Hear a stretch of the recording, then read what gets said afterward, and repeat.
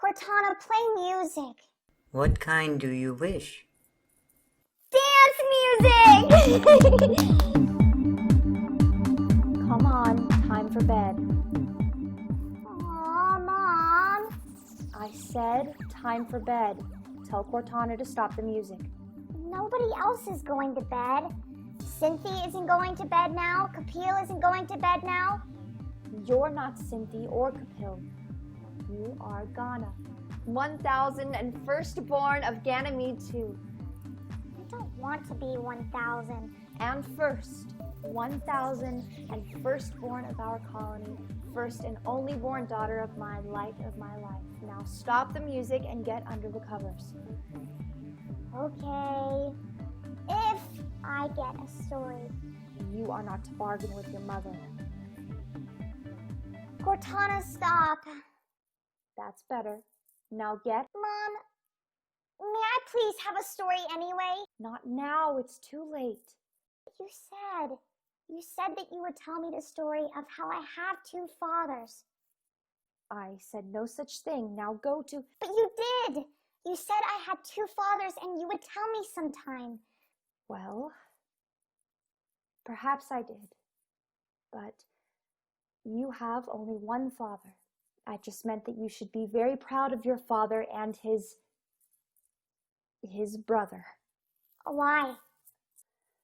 Because his brother saved us all, saved the colony, and without him, there would be no you. Really? Yes, really. Then tell me, please, please. Well, perhaps it is time for you to hear this, but you will not understand it, not everything. And it is difficult for Mommy to speak truly about this. Why? You told me to always speak truly, always. Don't you want to? Yes, I do. I will. Now get under the covers and I will tell you the story. Okay. There now. Are you ready? Yes. Cortana, sleep music. Once upon a time, long before you were born, there was an age of darkness. There were no explorers, no colonists. Everyone stayed on their home planets. Hope was broken for nearly 1,000 years.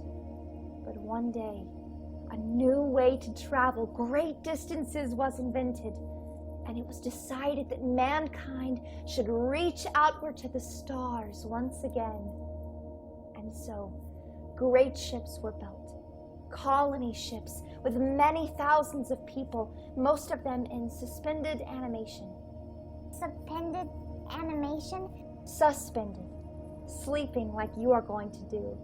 And the others were working, keeping the ship on course and maintaining the power systems.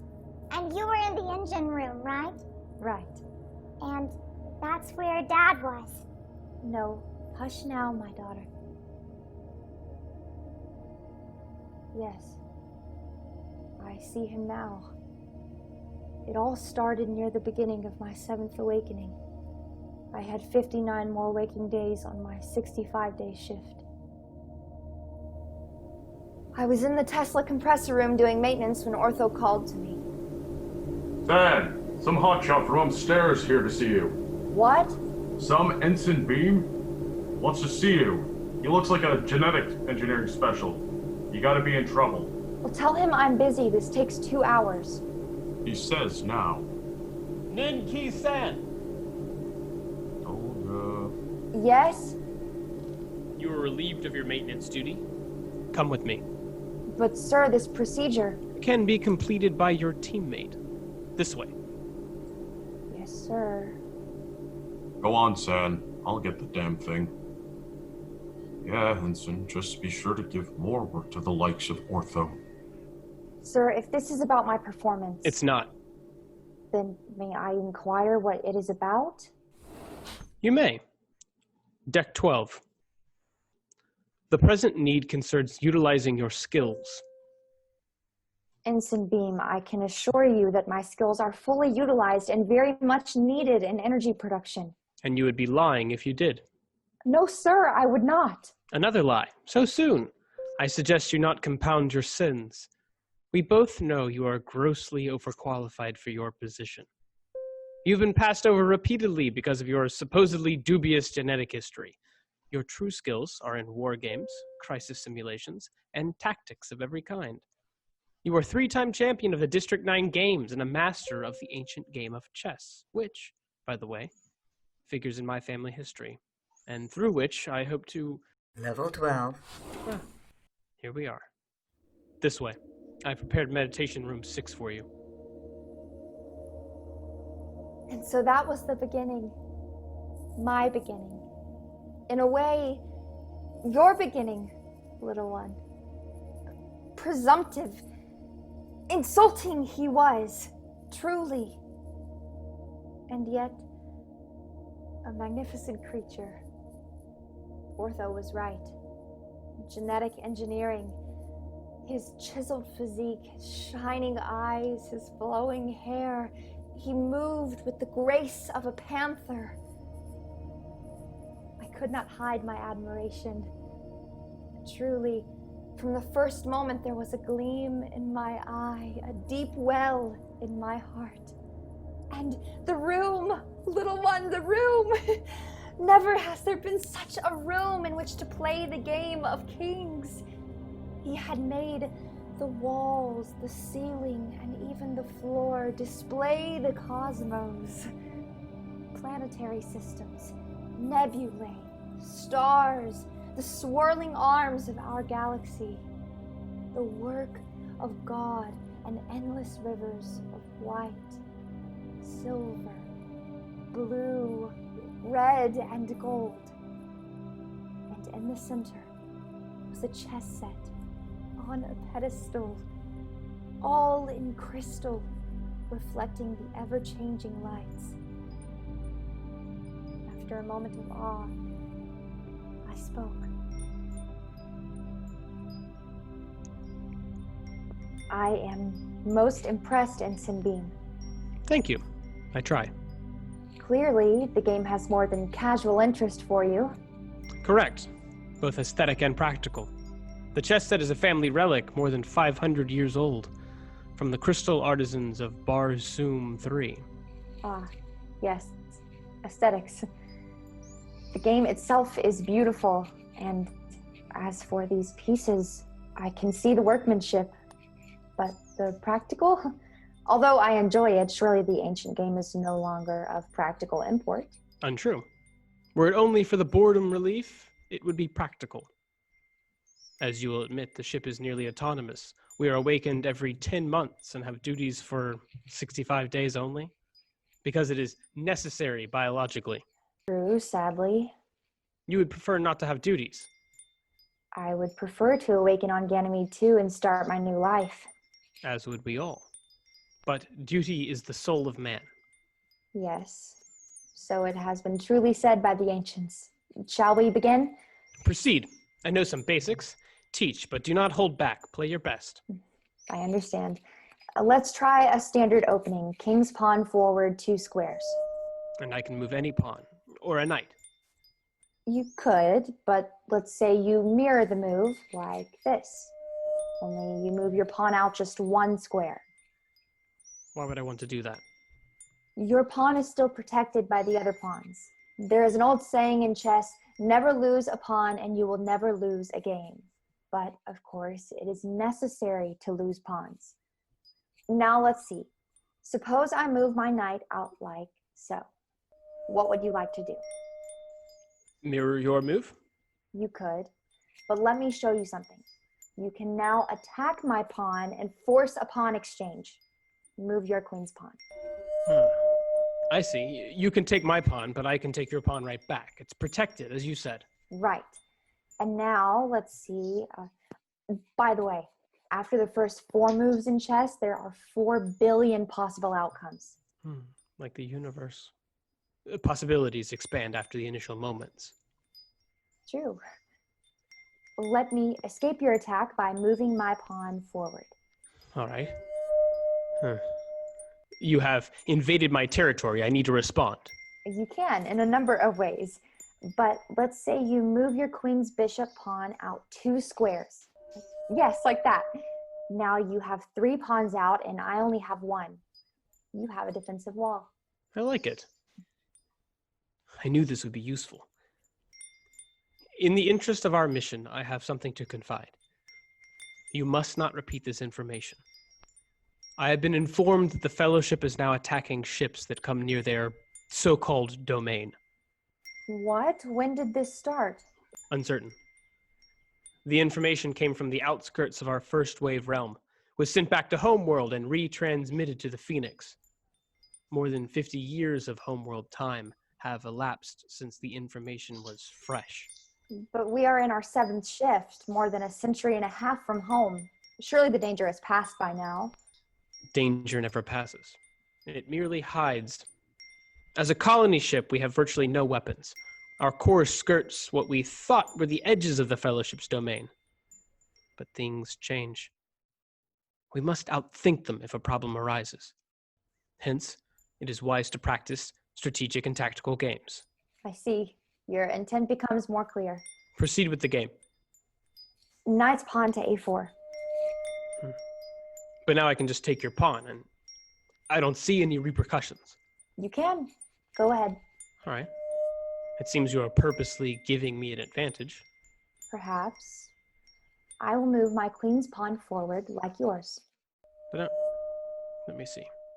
Yes, I will move out my knight to threaten your pawn. And now the 2 sides are nearly mirror images, only I have the advantage, 1 pawn ahead. Well, I'll just move my end pawn out like so. Suit yourself. Obviously, I'll take that pawn too. I am quite sure I specifically instructed you to play your best and to give me no quarter. You have merely sacrificed that pawn. I will not have any wins I don't deserve. And so it shall be, Ensign Beam. There is another saying in chess. Beware the pawn sacrifice. And so it went.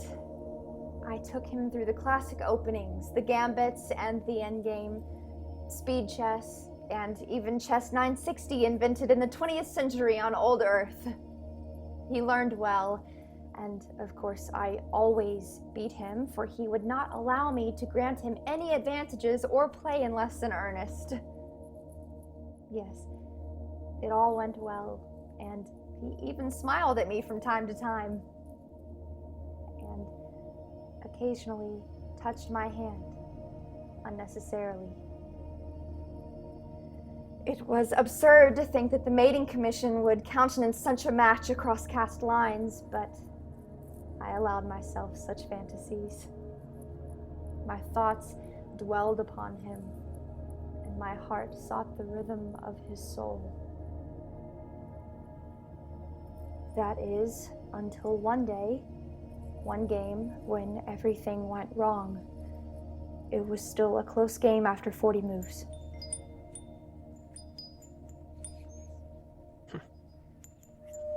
Check. Knight to block. As I thought, my queen takes the knight. Rook to a8.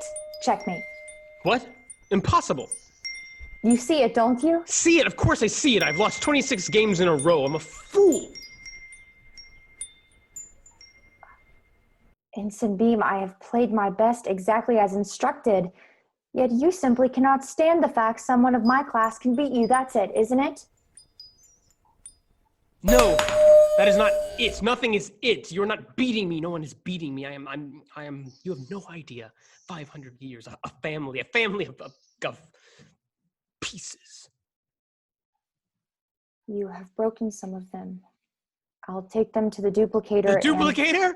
The duplicator. Is that all I'm ever going to hear? The duplicator, the duplicator. Duplicates are not the same. Not the same. They're not the same. You're relieved of this assignment. Please go.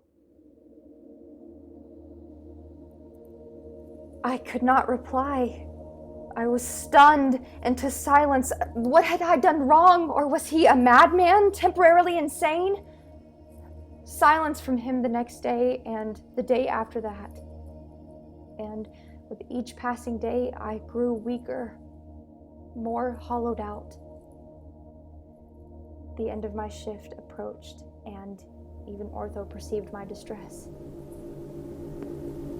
I will take over now, Ortho. Don't worry, Nid. He'll come back. He's in love is all. And of course, he can't stand it, you being beneath him and such. Just like the rest of them and high and mighty. Ne'er a real man among them, is what I say. I went to sleep then. 10 months of suspended animation by the ship clock, but almost 8 years on our home planet. Time enough for more friends of friends and more relatives of relatives to have passed away. And that is what I felt like when I awoke from my next 65-day shift. Passed away. I expected him every second, hoped for a reconciliation, an explanation, a sign.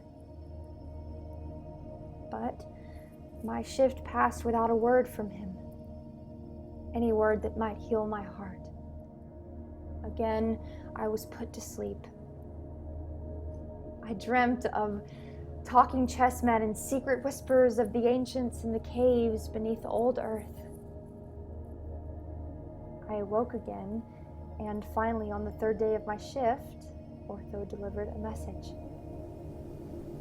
Sam! In here. He says you're to meet him in 20 minutes in the room. Whatever that is. I'll get this. Go on. Just be sure you come back. Today. We got work to do. I went to the meditation room immediately. I was in quite a state, even more so when I saw the room. He had restored the chess set. It sparkled as never before. Had he repaired his psyche as well? Not knowing what to do, I decided to prepare myself through the wisdom of the ancients, as I have told you to do, firstborn, light of my life. For I needed to be able to speak truly. Cortana, set the room display to images of the core. Play file 16 for my Aquinian music. Play Sister E's meditation on the core.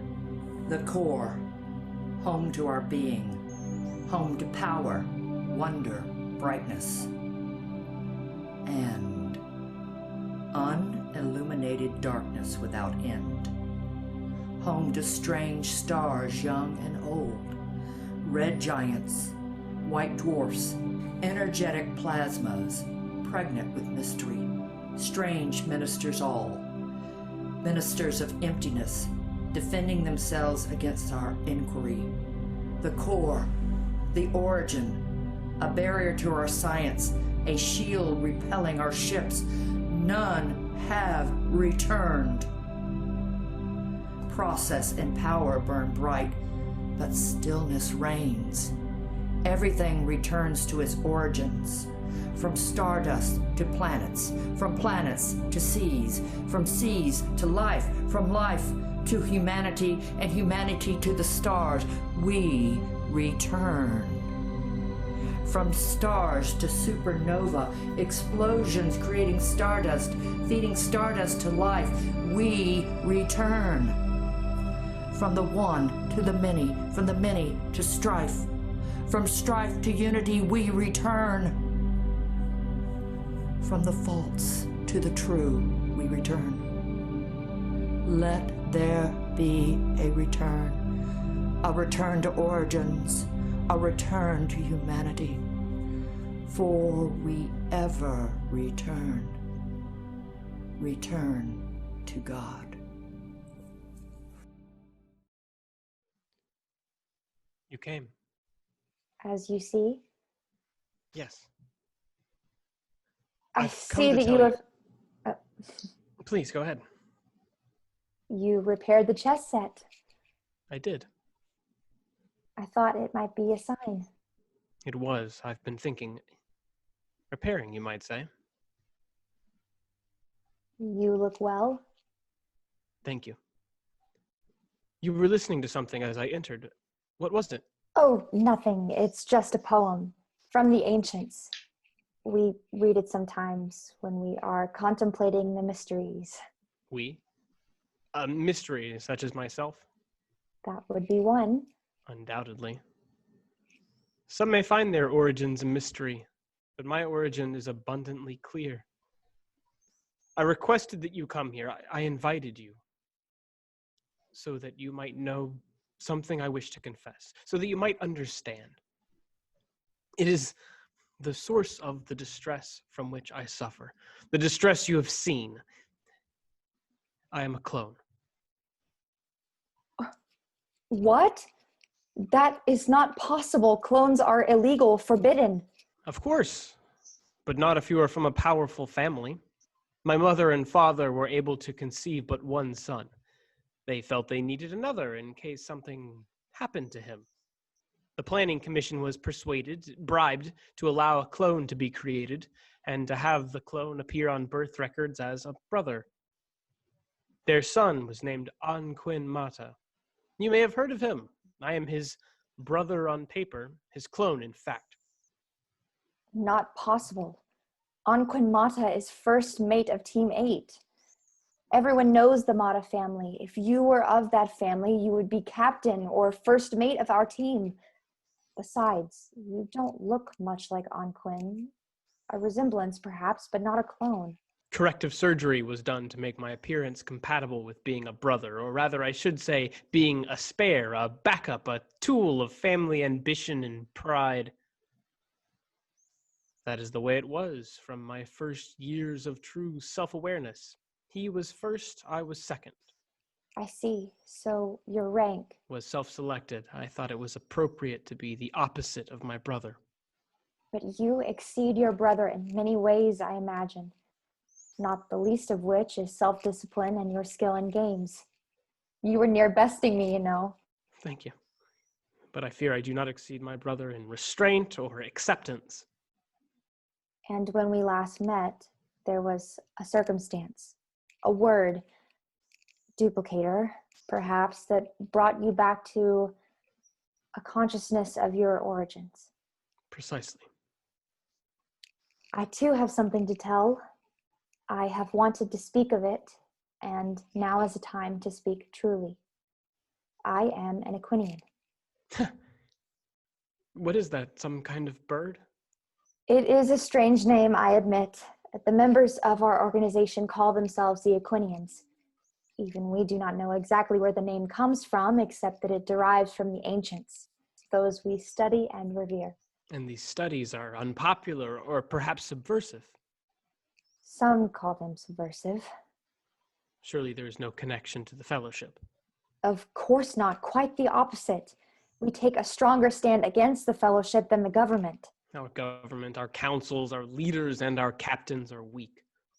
Soft on the Fellowship. I have nothing to differ with you there. Well, shall we play our game? If you like, but I won't let you in. Nor would I have it any other way. Attention, attention, this is the captain speaking. We have recently made contact with a Fellowship cruiser. It claims that we've entered a sector within their territorial claims and demands that we leave this sector or accept a boarding party that will inspect our ship. Report to your stations. Again, all personnel, report to your stations. Stand by for further instructions. This is it. Meet me in engine room 3. But There is no time. I'm going to the captain. Captain's quarters. Full speed. Full speed is not Full advised. speed. Ah!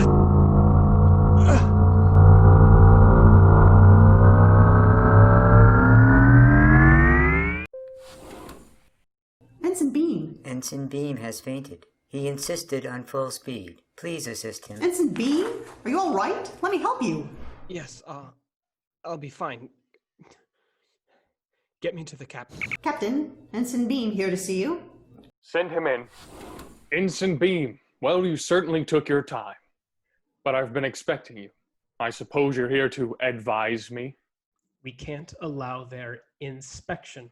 They mean invasion. They will take over the ship and steal our suspended animation technology. Tell them we will leave their so-called territory. Change course. We have a backup destination, do we not? Yes, Circe 5. I checked with navigation already. Yes, we have the supplies, but this is the critical phase of the voyage. To reach Circe 5, we would need to re-accelerate. It would take nearly a century of flight time, 16 years of awake crew time. It's not an option. Somehow I suspect the Fellowship knew that, which is why they confronted us now. A boarding party is our only option. We'll wait and see what they want, and if it comes to it, we'll find a way to passively resist any attempts to subvert our mission. Are you mad? There is no such thing as a passive resistance to the Fellowship.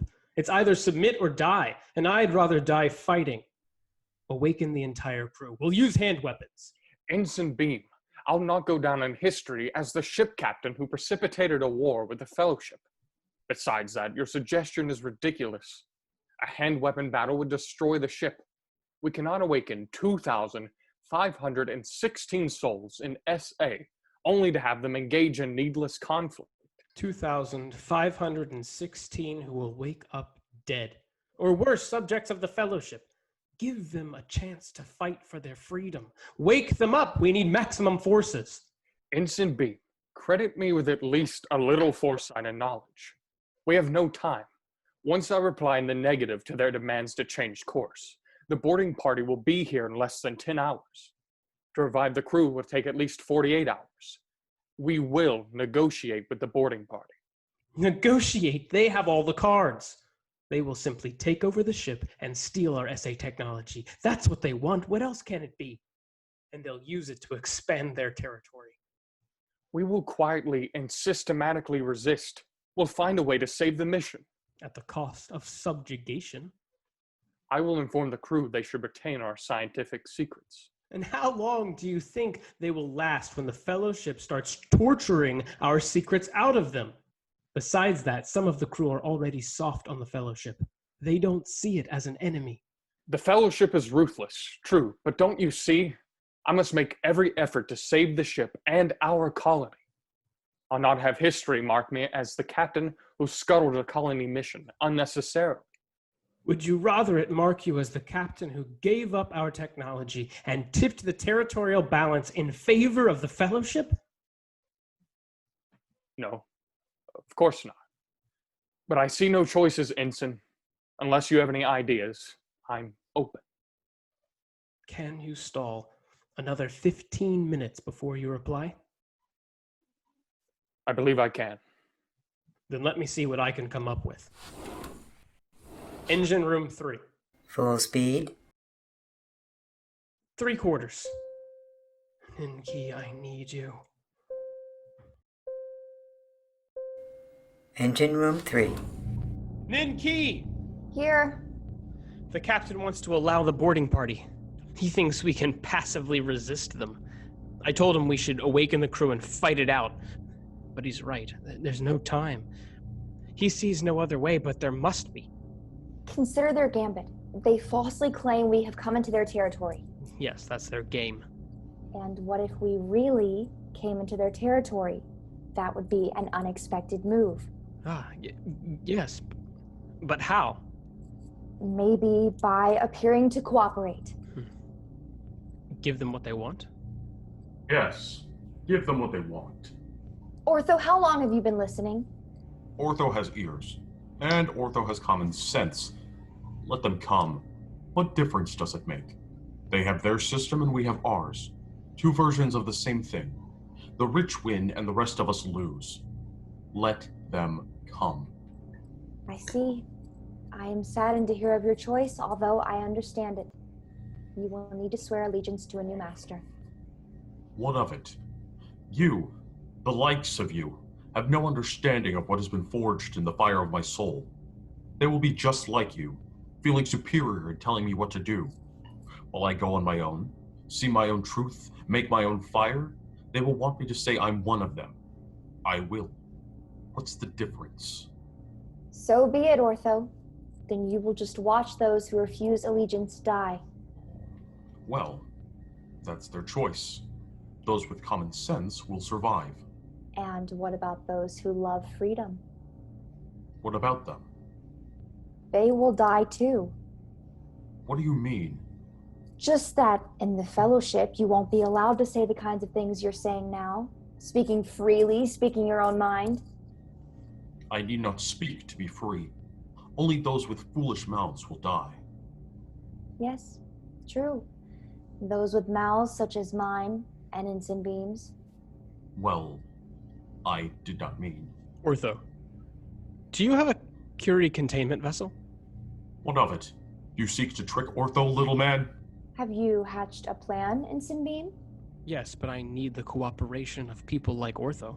You will not have it. I know of many crew who are perfectly willing to let the Fellowship have its way. We'll save ourselves and the colony, too. All right, Ortho. There is just one favor we ask of you. I mean, when Ensign Beam and I are executed for sedition under Fellowship rule, I request that you... Sedition? Why? Well, for speaking our minds about things that matter. Mating, for instance. There is no room for freedom of choice in mating under the Fellowship. And none here. The Mating Commission controls everything. Only the approvals, not the applications. And no freedom even in the foods you eat, nor the information you may have, nor the sciences you may study. Oh, that is of no consequence to you, as you have said, no matter.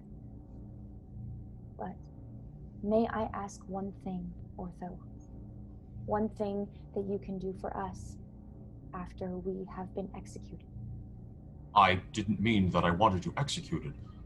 Only that it was inevitable. Oh, I quite understand.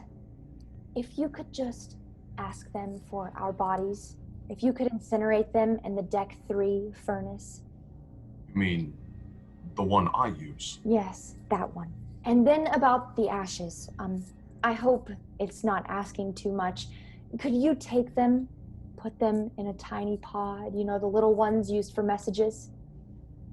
The little ones. And take them to the emergency hatch in engineering, number 12, the one you always use. And then could you set their course for the core? Because, you see, we would like, or rather, I would like, our ashes to mingle. Mingle forever in the core. I'm sorry, Ensign Beam, if I was presumptuous. Would you prefer military honors for yourself, or do you think what I have suggested is appropriate? Yes, it's fine. Appropriate. As you say, so shall it be done. Good. By the way, Ensign Beam, what did you have in mind with the Curie containment vessel? Oh, nothing much. It is of no consequence now. Just a way to create a miniature black hole in space that might absorb a small ship, like a Fellowship cruiser. I see. Well, so much for that. Nin, I did not mean... Oh, no. I quite understand. Ortho, forgive me if it is asking too much. There is just one other thing I almost forgot. Could you say a few words before you send the pods into space? There are, of course, the ancient rites in which one wishes that the souls of the departed find union with the One, that the scale shall be lifted from their eyes, that having died for freedom, they shall be forever free, and so forth. But I would not expect that. You could just say some words of your own. Words? Words? Of your own, yes, words of your own, as you have always done, whatever comes to mind. What comes to mind is that no one will tell Ortho what to do. Who can cause events for which Ortho must fashion words of hope? What need have I to fashion words? Who shall confound the lives of the poor more than they already are? Assigned mates and laws about food indeed. Who would stand for it? What were you thinking? Well? Why are you standing there? You're in my way. Stand aside, little ensign. I will bring your vessel. Brilliantly played, Master. Know thy players. What is your plan? I will propose an exchange of information for free passage. We'll tempt them with an easy gain. We'll send an emissary bearing useful information from our ship to theirs. An emissary carrying a containment vessel. But where does the black hole fit in? Surely you can't just carry such a device into their ship and set it to go off after you come back. And besides, won't that start a war? It won't be like that. The vessel needs outside energy to create the hole. The cutting lasers on board might do it. Tell Ortho we need to be able to track our scout ship and aim the lasers at the airlock hatch. But what about you? I'll escape from the scout before it is set off.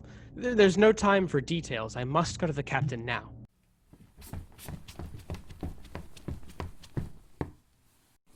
Bridge. Full speed? Normal speed.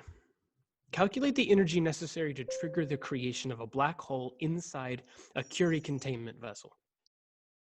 110,481 gigajoules. And the time necessary to absorb the mass of the vessel, the scout ship carrying it, and another large mass, perhaps 100 times larger than the scout ship? It depends on the distance to the other large mass. Let's say less than 1/10 of a light second. Approximately 1.4 seconds. Ah, Ensign Beam, I was just headed your way. Well? Captain, I propose that we cooperate with the enemy. Then you approve of my plan? No. I believe we should appear to be willing to give them the information they want, our suspended animation technology, and save them the trouble of extracting it from us by force. I suggest that you offer to exchange technical information that the Fellowship may find of interest, and which may be of significant value should an insignificant first-wave colony ship be allowed to pass through the fringes of the Fellowship's domain. I see. Information for free passage. Intriguing, but I don't know that I want to be the captain who gave state secrets to the enemy. Besides, why should they give up anything? As you said, they have all the cards. Because you should also suggest that this information, which we are willing to give via special courier, might disappear under other conditions. Disappear? How can it disappear? What do you mean? I mean that you should find a way to suggest that you would rather scuttle the ship than allow them to board, and that if they want the information, the only way they can get it is by allowing a scout ship to approach theirs, with an emissary, who has the information and who can be held hostage if he fails to deliver. And you, as emissary, no doubt have some other plan yet to be revealed? May I remind you, Ensign Beam, that dispensing vital secrets is treason, that lives all on board will depend on you, and that the Fellowship... I am well aware, Captain. There is just one other thing. At last, we come to the nub of the matter.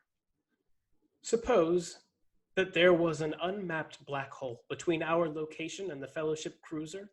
Suppose the cruiser collided with it and simply disappeared. Then there would be no incident. What are you saying, Ensign Beam? I'm saying that should an event like that happen, you as captain should be prepared to immediately accelerate the ship away from the black hole. You know that whatever your scheme is, I cannot authorize it. But you could authorize a scout ship with an emissary to discuss peaceful options with the Fellowship. I suppose I could. If nothing else, it may buy us time. I'll send a message immediately, but dole out the details of your scheme slowly. How much time do you need? At least 4 hours. Beam, against my better judgment, but for the sake of the colony, I'm going to trust you. You'd better not fail. I won't. Goodbye, Captain. We worked feverishly for the next 4 hours. Ortho brought the CCV and began modifying it. He had to cut off monitoring ports so that it could fit in the scout ship. He also had to make a new port as a target for the cutting lasers. Beam and I went over the calculations again and again and even simulated it with Cortana. It turned out we needed all the power we could get. Even with the 3 cutting lasers operating at 11% beyond the listed maximum power, we had only a 28% chance of success. The Scout's escape pod, too, seemed dubious. Would it have enough power to get back to the Phoenix in time to avoid being sucked into the black hole? At that point, I wanted another plan, but Beam was insistent.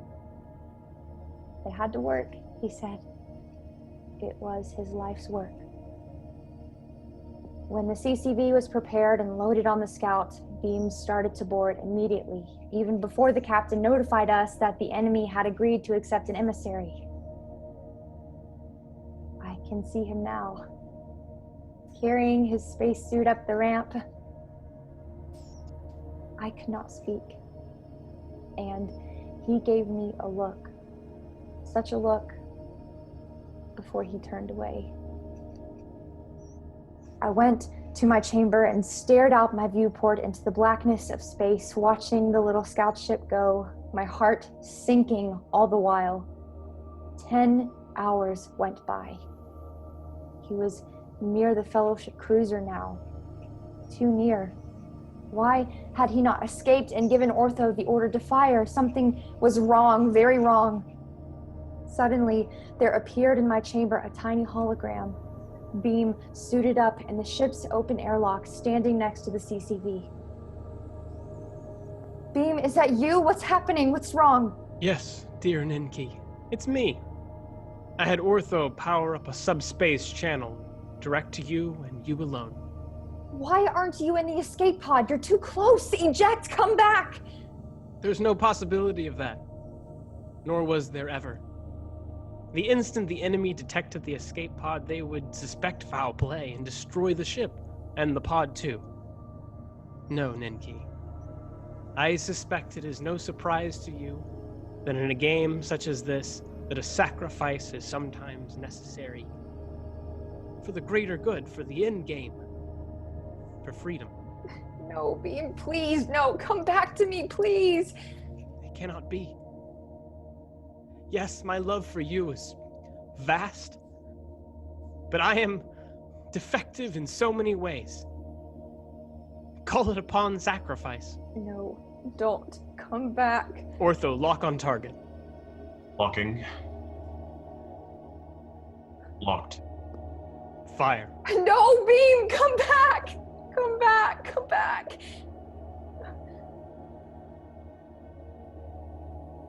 And then, through the tears, I saw a flash, and moments later the cruiser began to be distorted as it was drawn into the hole like oil down a drain. The Phoenix suddenly accelerated, and I was thrown against the wall. I thought that we might not escape the black hole, even for a moment. I wished that we would not. I wished that I would join Beta Quinmata forever. But we did escape. We did. And now, thanks to him, there is you. And so it was, little one. And now you know, for I have spoken truly. Your second father, as I like to think of him, was your real father's clone. He was much more. Oh, I'm Quinn. How long have you been listening? Long enough to hear what I needed to hear. I'm sorry I got carried away. It was for Gana. She needed to hear. She fell asleep long ago. It was for you. Yes, it was. I hope it was for you too. It was. There was much, very much I needed to hear. But Beta Quinmata was wrong about two things. Really? He was not just a clone. He was a brother, much loved, and no mere pawn. He was a knight, a glorious knight.